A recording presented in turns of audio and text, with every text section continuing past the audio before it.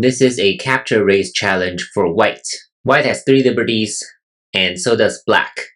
But it matters which liberty white occupies first. If white comes in here, then black can play this bend, threatening to cut white. And the best white can do is to settle for a ko. If white tries this move, then black can play something like this. If white keeps crawling on the first line, then white cannot exhaust black's liberties from this side.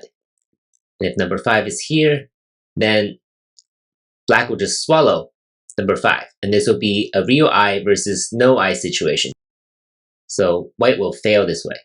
And that's why clamping here is the correct first move. Now, no matter what black does, it will die. If it stands down here, this will be a 3 liberties versus 2 liberties situation. Black will die. If black plays at the 2-3 point here, white can play this. No matter what it tries, black only has 2 liberties remaining versus white's 3. So overall, pretty simple, and is a pretty useful move to remember. Clamping here as the first move will guarantee white's success. Hope you enjoyed the pattern, and I'll see you in the next video. Thank you for watching.